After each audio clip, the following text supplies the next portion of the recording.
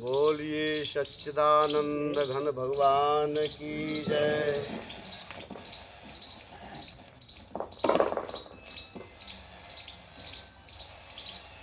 आज के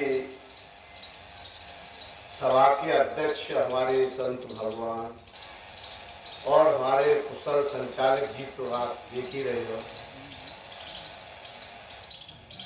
और दूर दराज से आए हमारे सत्संगी भाई, मातृशक्ति सभी के लिए दास का ओम नमो नारायण। तो 2 मिनट प्रभु का नाम आप लोग सब ले लो।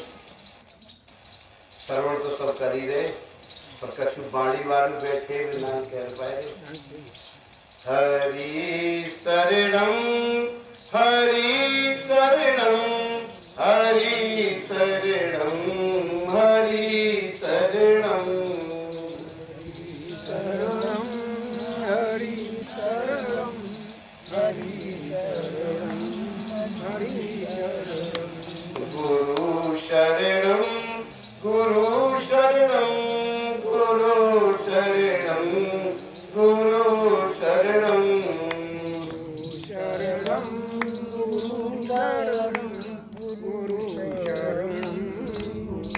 शरणं पिता शरणम पिता शरणम पिता शरणम पिता शरणम शरणं पिता शरणं पिता शरणं पिता शरणं मात शरणम मात शरणम मात शरणम मात शरणम मातु शरणं मातु शरणं मातु शरणं मातु शरणं बोलिए शंकर भगवान की जय। बहुत सुंदर प्रवचन किए, और गीता जी से हमारे भैया राम प्रकाश जी ने तो पूरा गीता का ज्ञान ही उड़ेल के रख दिया। बहुत सुंदर। तो देखिए, बात चल रही थी जीव की, आत्मा की, मृत्यु की। मृत्यु किसकी होती है? जीव क्या है, आत्मा क्या है? ये बड़े अच्छे प्रसंग हैं, और इन्हीं को जानने के लिए हम आप ये सत्संग में आते हैं। देखिए, आत्मा और जीव, परमात्मा और जीव,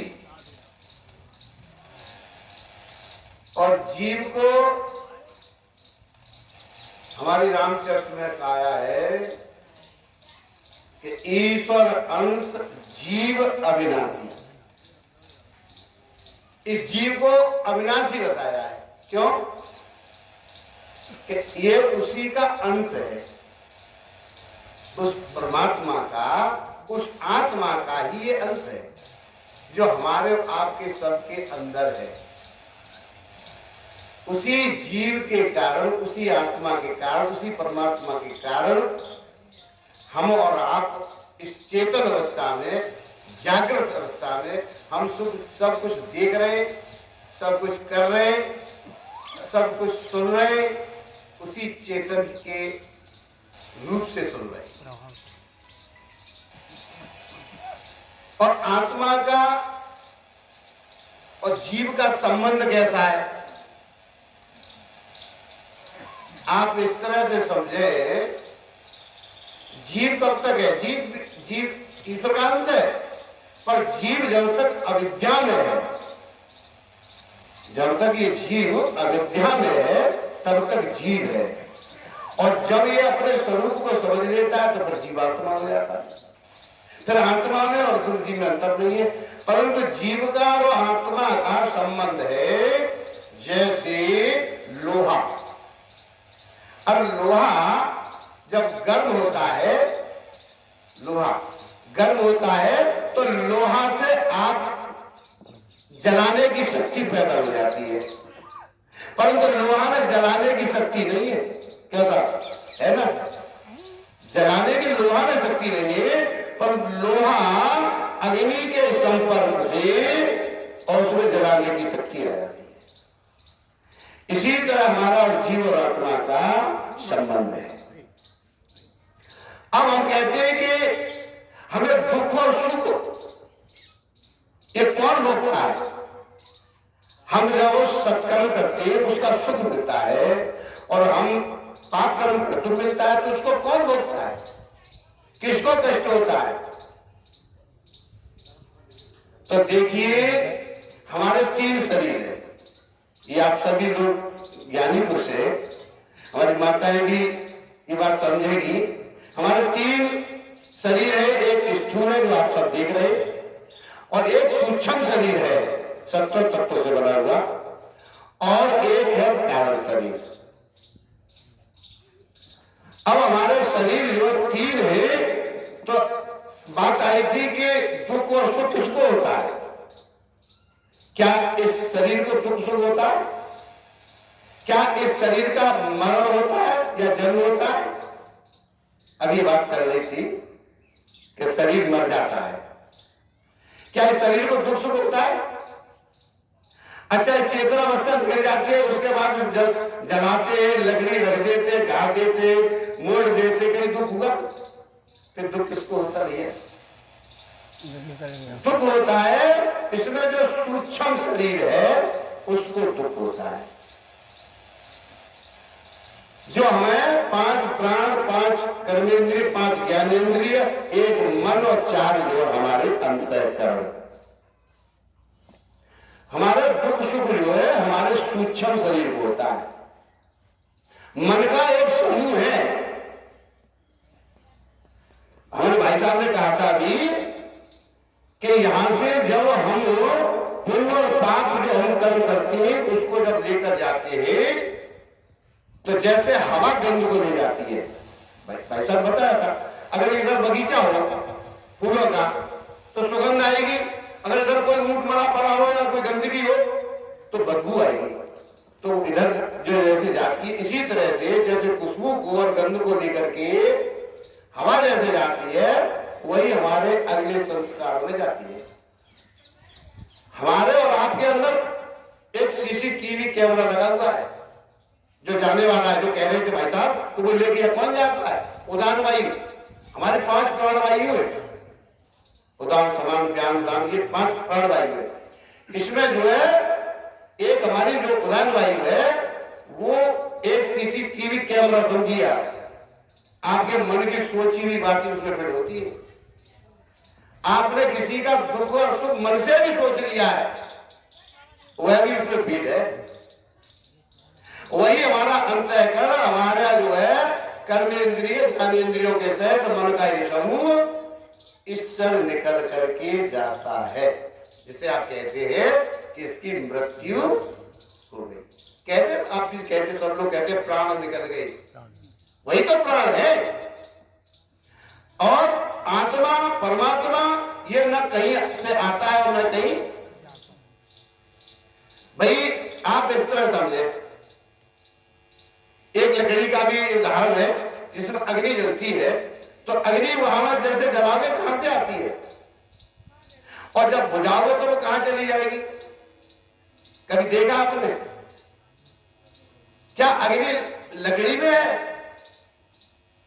कहां है वो अग्नि?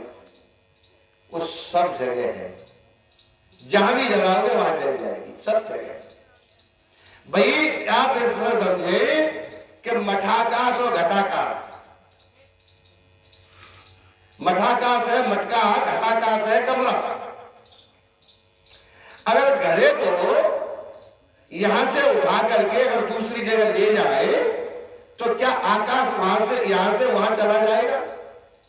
क्या साहब जाएगा घड़े के साथ? नहीं जाएगा। आकाश कहां से जाने वाला नहीं है, वही वो तो एक मृतिका यानी मटका के उस आकार में है। अगर उसे तोड़ दिया जाए तो आकाश ना कहीं से आया है, ना आकाश कहीं जाने वाला है। ऐसे ही आत्मा हमारी न कहीं से आई है और ना कहीं जाने वाली है। स्थिर है। तो स्वयं सब जगह है, जहां तुम देख रहे हो, जहां तक तुम्हारी नजर जा रही है, सब वो ईश्वर ही तो है, वो आत्मा ही तो है, वो परमात्मा ही तो है, कोई दूसरा थोड़े है। पर हमें इस अविद्या के कारण हमें इसको अपना मैं मान लिया है।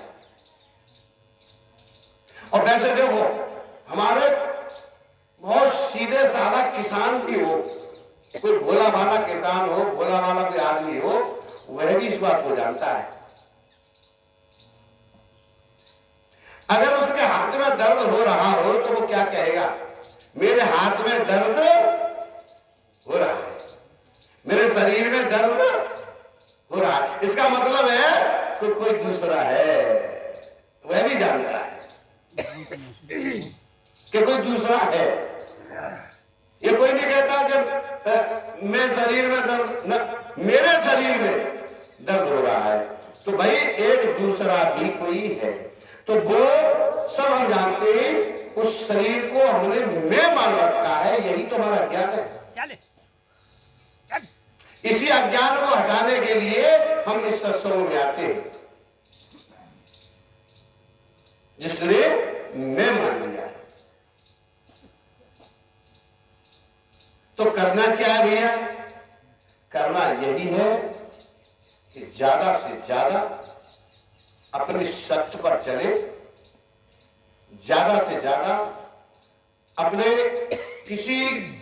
इस शरीर से किसी दूसरे आदमी का कोई कष्ट न पहुंचे, क्योंकि आने जाने वाला कोई और नहीं है और न कोई आता जाता है, तो स्वयं वो तो सब जगह है।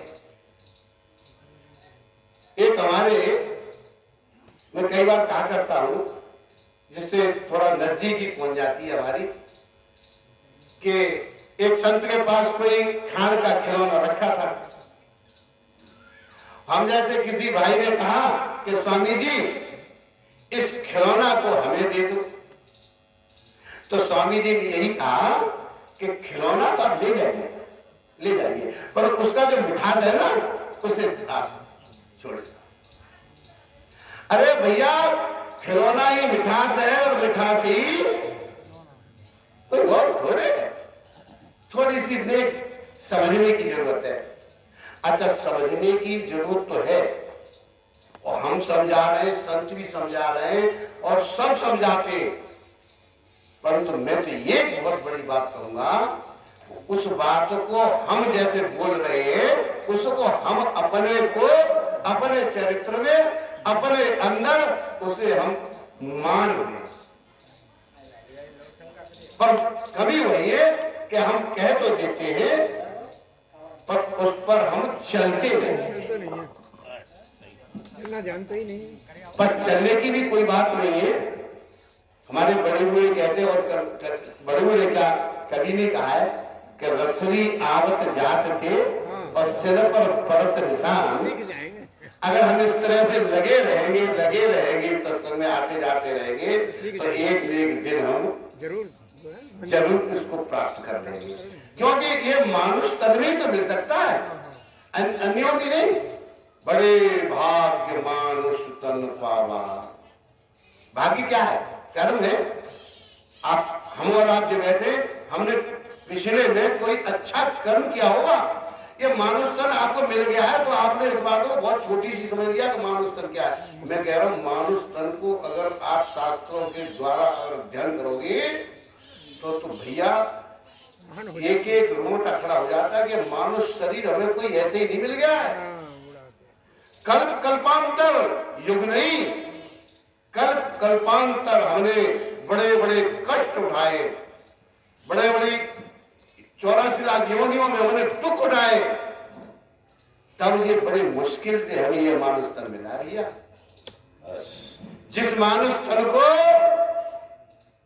ये सूरज निकल रहा है, हवा चल रही है,